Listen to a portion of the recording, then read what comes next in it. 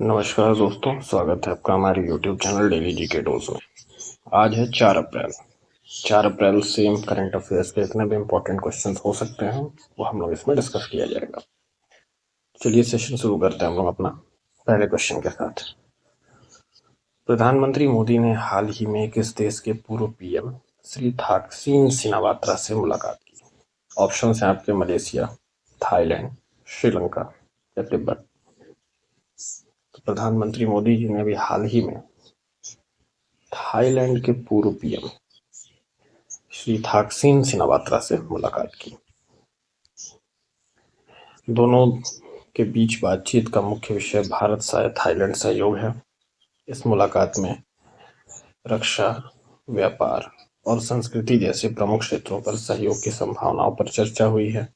यह मुलाकात बैंकॉक में हुई है, ध्यान रखिएगा। होस्ट करने वाला देश बैंकॉक है यहाँ पर। और वर्तमान में थाईलैंड के पीएम पैटनट्रम शिनावात्रा है। अगले क्वेश्चन पे चलते हैं हम लोग। हाल ही में राज्यसभा दिवस कब मनाया गया है? ऑप्शन हैं आपके 1 अप्रैल 2025, 2 अप्रैल 2025, 3 अप्रैल 2025 या 4 अप्रैल 2025। तो अभी हाल ही में राज्यसभा दिवस 3 अप्रैल 2025 को मनाया गया। राज्यसभा को वरिष्ठों का सदन भी कहा जाता है। राज्यसभा संगीत हो गया है, माफ करिएगा, टाइपिंग मिस्टेक है, संघीय होगा। राज्यसभा को संघीय संरचना का महत्वपूर्ण अंग माना जाता है। राज्यसभा का उद्देश्य प्रांतीय दृष्टिकोण और विशेषज्ञता को राष्ट्रीय पद में समाहित करना है। और राज्यसभा के अध्यक्ष भारत के उपराष्ट्रपति होते हैं, जो फिलहाल में जगदीप धनखड़ जी हैं। बढ़ते हैं अगले क्वेश्चन पे। हाल ही में भारत सरकार ने श्रीहरिकोटा में किस महत्वपूर्ण अंतरिक्ष परियोजना को मंजूरी दी है?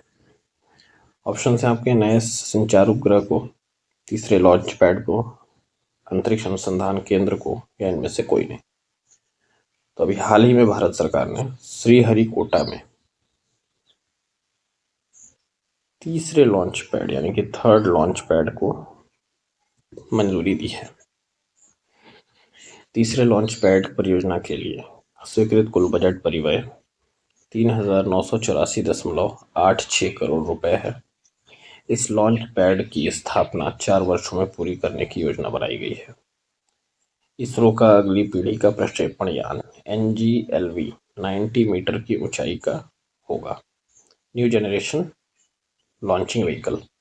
और NGLV की अधिकतम भार क्षमता 1000 टन होगी। अगले सवाल पर चलते हैं हम लोग। मनरेगा कार्यक्रम के अंतर्गत परिसंपत्तियों और गतिविधियों की निगरानी के लिए किस प्रौद्योगिकी का उपयोग किया जा रहा है? ऑप्शन हैं आपके आर्टिफिशियल इंटेलिजेंस, भूस्थानिक प्रौद्योगिकी, रोबोटिक्स या ब्लॉकचेन। तो मनरेगा कार्यक्रम के अंतर्गत परिसंपत्तियों और गतिविधियों की निगरानी के लिए भूस्थानिक प्रौद्योगिकी का प्रयोग किया जा रहा है। जियो मनरेगा के तहत अब तक 6.24 करोड़ परिसंपत्तियां और गतिविधियों को जियो टैग किया जा चुका है। मनरेगा परिसंपत्तियों की योजना बनाने और उन्हें लागू करने के लिए युक्त धारा पोर्टल का विकास किया जा रहा है। ध्यान रखिए, क्वेश्चन आ सकता है कि युक्त धारा पोर्टल किससे संबंधित है। फिर MG नरेगा यानी कि Mahatma Gandhi national rural employment guarantee act Bharat सरकार द्वारा वर्ष 2005 में शुरू किया गया एक प्रमुख श्रम प्रधान कार्यक्रम है, लेकिन इसको लागू पूरे देश में 2 फरवरी 2006 से किया गया था। अगले सवाल पे चलते हैं हम लोग। MSME के नए संशोधित पात्रता मानदंड किस तिथि से लागू हुए? ऑप्शन हैं आपके 1 अप्रैल 2025, 2 अप्रैल 2025, 3 अप्रैल 2025 या इनमें से कोई नहीं। तो MSME के नए संशोधित पात्रता मानदंड 1 अप्रैल 2025 से लागू हुए। उद्योग संवर्धन और आंतरिक व्यापार विभाग ने औद्योगिक उद्यमी ज्ञापन पावती की पात्रता मानदंड को अपडेट किया है। संशोधित मानदंड के अनुसार पावती के लिए निवेश सीमा यानी कि इन्वेस्टमेंट करने का जो लिमिट है 125 करोड़ रुपए कर दिया है, जो पहले 50 करोड़ था। और नए मानदंडों के अनुसार वार्षिक कारोबार की सीमा 500 करोड़ से अधिक होनी चाहिए। अगला क्वेश्चन है, हाल ही में डाक विभाग ने किस कंपनी के साथ डोर टू डोर केवाईसी सत्यापन सेवाएं प्रदान करने के लिए समझौता ज्ञापन पर हस्ताक्षर किए हैं? ऑप्शन है आपके HDFC mutual fund, SBI mutual fund, Nippon India mutual fund या इनमें से कोई नहीं। तो हाल ही में डाक विभाग ने Nippon India mutual fund company के साथ डोर टू डोर केवाईसी सत्यापन सेवाएं प्रदान करने के लिए समझौता ज्ञापन पर हस्ताक्षर किए हैं। इस समझौते का मुख्य उद्देश्य निवेशकों के लिए डोर टू डोर केवाईसी सत्यापन सेवा है प्रदान किया जाना चाहिए, यह करेगा। डाक विभाग की तरफ से इस समझौते ज्ञापन पर मनीषा बंसल बादल जी ने हस्ताक्षर किए और निप्पन इंडिया के CEO संदीप सिक्का जी ने। अगले प्रश्न पर चलते हैं। भारत सरकार ने 6G नेटवर्क प्रौद्योगिकियों के विकास के लिए भारत 6G विजन दस्तावेज कब जारी किया था? ऑप्शन है आपके जनवरी 2023, फरवरी 2023, मार्च 2023 या इनमें से कोई नहीं। तो भारत सरकार ने 6G नेटवर्क प्रौद्योगिकियों के विकास के लिए भारत 6G मिशन दस्तावेज मार्च 2023 में जारी किया था। इसका उद्देश्य 2030 तक भारत को 6G तकनीक में वैश्विक नेता बनाना है। 6G तकनीक के लिए भारत में 100 5G प्रयोगशालाओं की मंजूरी दी गई है और 60 नेटवर्क इकोसिस्टम को मजबूत करने के लिए सरकार ने 111 अनुसंधान प्रस्ताव को मंजूरी दी है। इससे होगा क्या? तो इससे तेज और सुरक्षित कनेक्टिविटी होने की उम्मीद है। अगला सवाल, भारतीय नौसेना का प्रथम हिंद महासागर पोत IOS सागर किस नौसेना कमान के बंदरगाह और समुद्री परीक्षण चरण को पूरा कर चुका है? ऑप्शन है आपके पूर्वी नौसेना कमान, पश्चिमी नौसेना कमान, उत्तरी नौसेना कमान या दक्षिणी नौसेना कमान। तो भी हाल ही में भारतीय नौसेना का प्रथम हिंद महासागर पोत IOS सागर दक्षिणी नौसेना कमान में के बंदरगाह और समुद्री परीक्षण चरण को पूरा कर चुका है।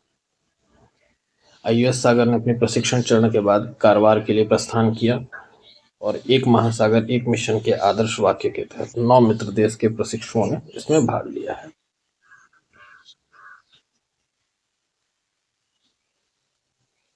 अगला सवाल, Goa waste management corporation GWMC द्वारा संचालित integrated waste management facility centre कहाँ स्थित है?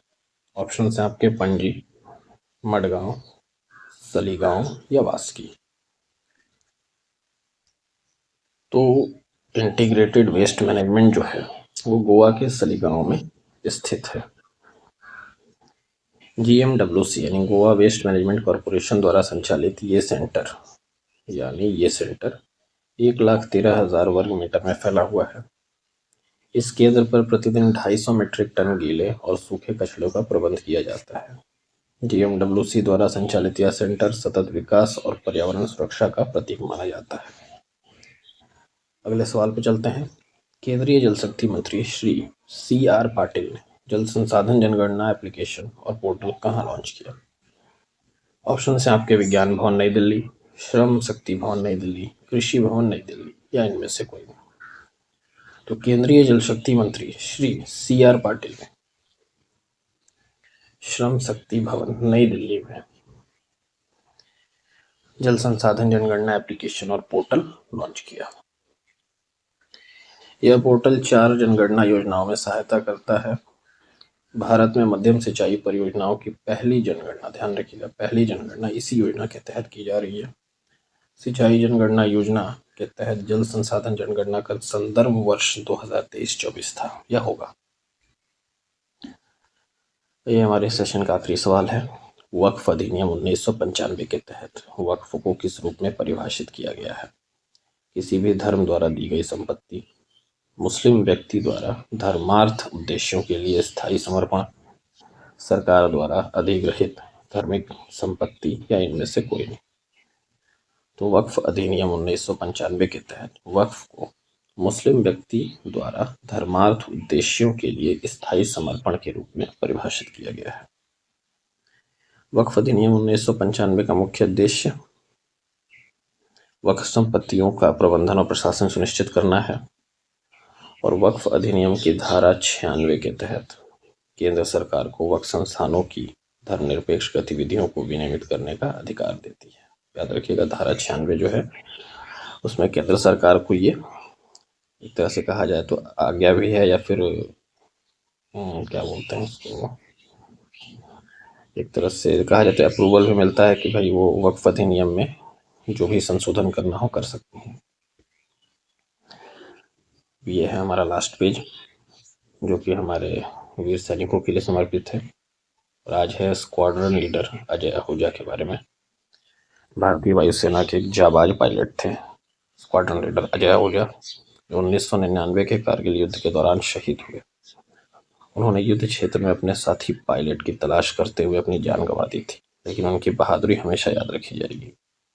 27 मई 1999 को फ्लाइट लेफ्टिनेंट नचिकेता का MiG-27 विमान दुश्मन के हमले से गिर गया था और वे लापता हो गए। स्क्वाड्रन लीडर अजय आहूजा ने MiG-21 उड़ाते हुए नचिकेता की खोज शुरू की। वे लगातार दुश्मन के इलाके में रहकर अपने साथी को खोजने की कोशिश करते रहे। इसी दौरान पाकिस्तान ने कायरता दिखाते हुए उनके विमान को मिसाइल से मार गिराया। पैराशूट से नीचे उतरते समय पाकिस्तानी सैनिकों ने उन्हें पकड़ लिया और गोली मारकर शहीद कर दिया। अजय आहूजा को मरणोपरांत वीर चक्र से सम्मानित किया गया। तो यहाँ हम लोगों का सेशन होता है समाप्त। उम्मीद करता हूँ सेशन आपको अच्छा लगा होगा, और अगर अच्छा लगा तो लाइक, शेयर और सब्सक्राइब जरूर करें ताकि हमें भी मोटिवेशन मिले, और हम आपका साथ नहीं छोड़ेंगे, इस चीज़ का वादा करते हैं।